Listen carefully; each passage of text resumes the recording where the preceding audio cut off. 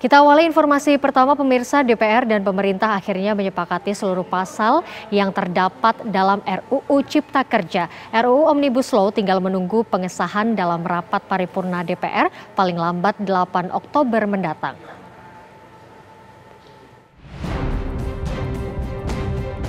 Setelah melalui beragam kontroversi dan puluhan kali sidang, Badan Legislasi DPR RI akhirnya menyepakati seluruh pasal dalam RUU Cipta Kerja. Beberapa poin penting yang ada dalam RUU Omnibus Law ini adalah tentang penataan dan perbaikan sistem perizinan, keterlibatan pemerintah daerah, sistem perizinan berbasis elektronik, dan kemudahan untuk semua pelaku usaha. Selain itu, RUU Cipta Kerja ini juga memuat tentang integrasi satu peta nasional, perlindungan dan jaminan hukum bagi tenaga kerja, dan kemudahan berusaha di kawasan ekonomi. Ketua Badan Legislasi DPR Supratman Andi Adgas optimistis bahwa RUU Cipta Kerja ini akan memberi perlindungan bagi tenaga kerja atau buruh. Saya berharap bahwa RUU CK ini memberi harapan baru. Karena kita tahu bahwa yang namanya sektor ketenagakerjaan itu kan kita justru memikirkan sektor-sektor yang lain juga. Ada kurang lebih 100 atau 95 jutaan buruh yang bekerja di sektor di luar yang sektor formal.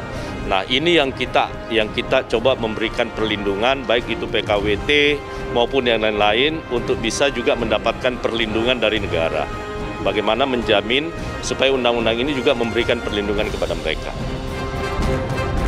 Sementara Menko Perekonomian Airlangga Hartarto mengatakan seluruh pembahasan RUU Cipta Kerja telah dilakukan secara transparan. Kami dari pemerintah mengapresiasi keterbukaan dalam proses dan juga tentu mendapatkan tanggapan dari masyarakat. Ditambah lagi kerjanya tidak mengingat waktu, hari Sabtu pun kerja, Minggu kerja, bahkan sampai malam, bahkan kadang-kadang ada padam listrik. Setelah disepakati di tingkat balik, RUU Cipta Kerja rencananya akan dilanjutkan ke pembicaraan tingkat 2 atau pengesahan dalam rapat paripurna DPR RI yang ditargetkan pada Kamis 8 Oktober mendatang. Dari Jakarta, Tim TV One mengabarkan.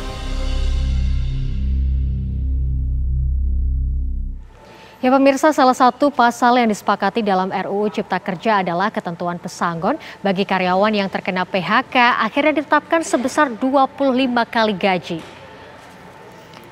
Salah satu pasal yang menjadi sorotan dalam RUU Cipta Kerja adalah tentang besaran tunjangan atau pesangon yang diterima oleh pekerja yang terkena pemutusan hubungan kerja atau PHK. Besaran pesangon yang disepakati dalam RUU Cipta Kerja adalah 25 bulan gaji, di mana 9 bulan ditanggung oleh pemberi kerja atau perusahaan, sedangkan sisanya sebesar 6 bulan gaji ditanggung pemerintah lewat jaminan tunjangan pensiun. Anggota Balik DPR dari fraksi PKS Lydia Hanifa mengaku pihaknya tidak setuju adanya pengurangan hak pekerja terkait besaran pesangon bagi pekerja yang terkena PHK.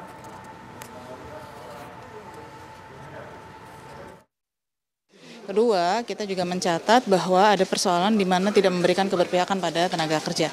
Dalam kondisi yang diberikan pada kondisi pasangan misalnya, pada sekarang ini yang hanya maksimal 25 kali, sebetulnya rata-ratanya cuma 17 kali.